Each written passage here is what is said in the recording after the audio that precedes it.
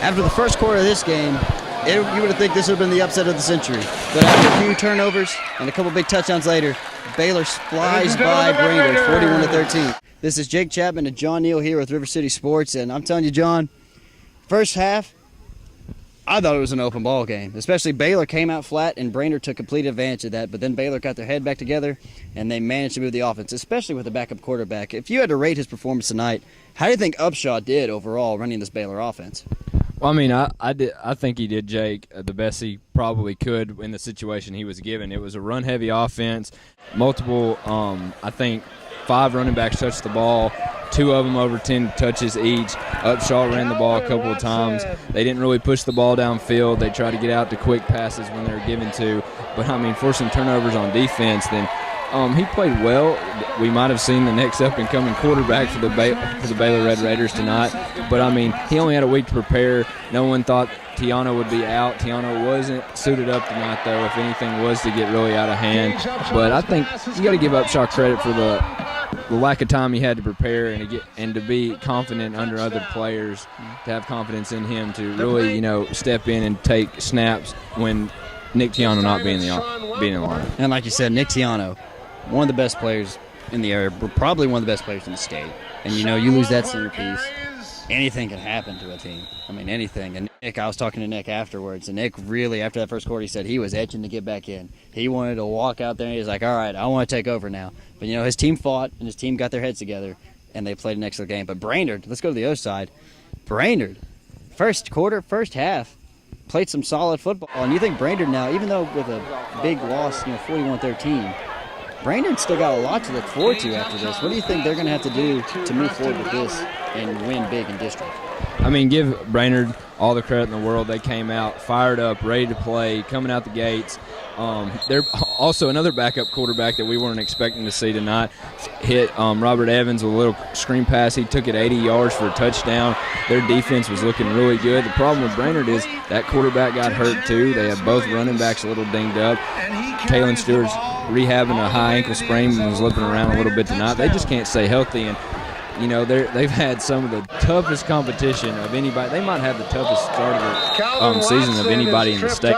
Playing Innsworth, playing Ottawa, playing Baylor, and an improved Red Bank team, as we talked about earlier this week. So you'll like to see what the Panthers can do in district play. They won 3 of their last 4 games last year, so they're a second half of the season team, and I think Coach Glenn will finally figure out which lineup works for them and how they can go, because, their defense was keeping them in the game at times. And, yes, we didn't see number 7 under center for the Baylor Red Raiders. We didn't have to, but, like we said earlier, Jake, this is a game that Brainerd could come in and gain some confidence, gain some snaps, get some players in other situations, play another tough opponent, because that's what Coach Glenn wants to do. He wants to schedule people who are going to test his team's ability, so when it does come district play, they know what it's like to play competition that is above their level, and faster, quicker athletes and more physical athletes to gain confidence to make a district championship run. They only have 1 loss in the district, so don't count out the Panthers. Speaking of confidence, building up, Tevin Walker out there, after the starter got hurt, Tevin comes back in, and he starts throwing the ball like it's nothing. Like, he is out there throwing the fade routes, completing it, and he had a touchdown run himself. Do you think Tevin, who, we've talked to, he's one of the most talented players in the area. Do you think Tevin, gaining confidence from this, do you think he can carry that to next week and into district play?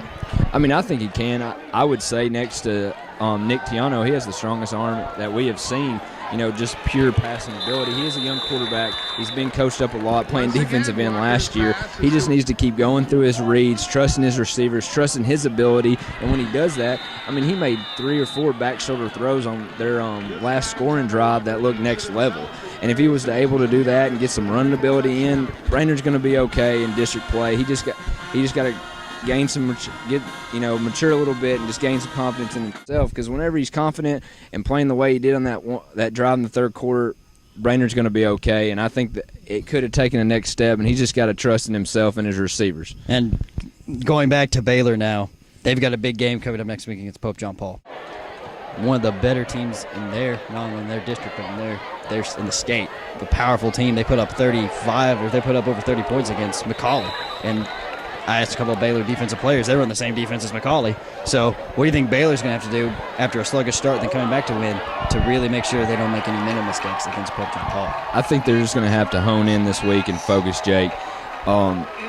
Talking to some of the players, Ryan Parker in particular, he said they're not going to come out sluggish. It's unacceptable for this team and unacceptable as a player, being a player leader for this team. And I think they'll be ready for Pope John Paul. Number 7 will be back under center. It gives them another life, another added dimension at that quarterback spot. And you don't want to say this, Jake, but it's kind of like a statement game. McCauley said, hey, we're for real this year. We've already put our stamp on Pope John Paul. We're ready in the region. And not saying Baylor hasn't beaten up on a Knoxville Webb team that's defending state champion. They were able to knock off CAK tonight and get ready to keep rolling.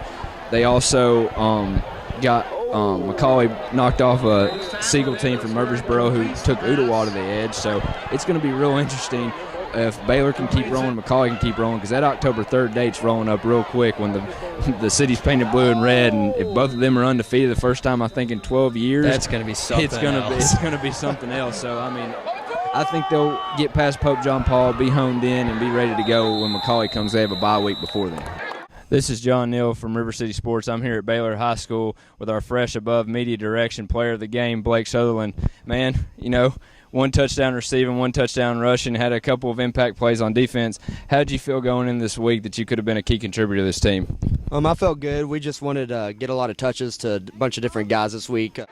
Get the pressure off Gage Upshaw, who's a new quarterback this week, and replacing Nick Tiano. So we just wanted to spread the ball out to a bunch of different players.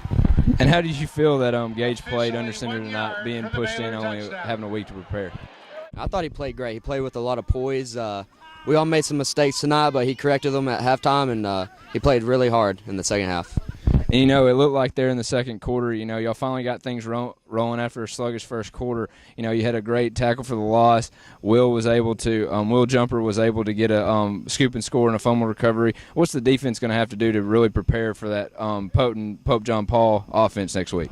It starts up front with the D-line. We need to put more pressure on the quarterback and play with a little bit more intensity, and then we can keep the players and offensive linemen off the linebackers more often. And what do you think about the run game tonight, getting a little bit more touches, showing that y'all can do a little bit more with Nick not in the lineup? It proves that we have a lot of playmakers on our team that normally don't get seen as often. So it was a good learning experience for a bunch of different players. This is John Neal for River City Sports. With me is Blake Sutherland. Look for him making impacts at the defensive tackle position for the rest of the season and also at running back.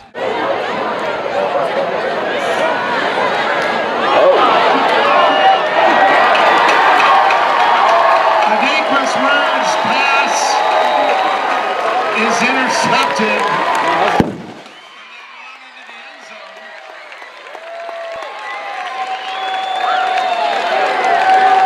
And now, speaking of Ottawa, game of the week next week, Ottawa and East Hamilton. Ottawa, no doubt about it, probably the best team we've seen. When you have a defensive front like theirs and just the firepower they've got on offense, what do you think is going to be something to watch for when East Hamilton takes on Ottawa?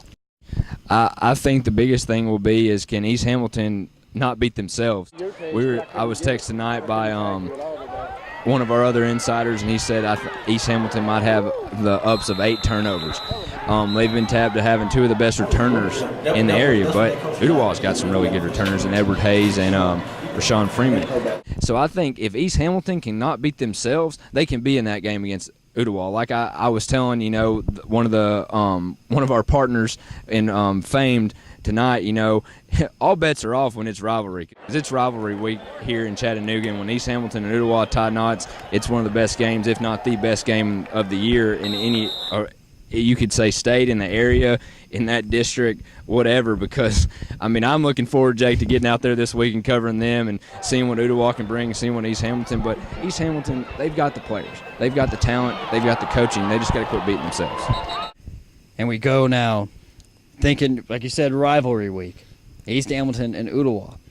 And one thing I'm looking forward to is Tuesday when we go back to the roundup and we predict the games this week. Baylor going to Pope John Paul, East Hamilton playing against Ottawa. There's some good games for us to predict, and I don't know which helmet I'm going to put on next. Hopefully it's a good helmet and more comfortable than that Baylor helmet. That really hurt my forehead afterwards. But be sure to catch us on Tuesday at 7 o'clock You could come to Jefferson's, the more the merrier. And we do our River City Roundup. And then next Friday, our game of the week for River City will be Ottawa and East Hamilton. We'll see you all there. To the right, to the right, to the right, the right, the right.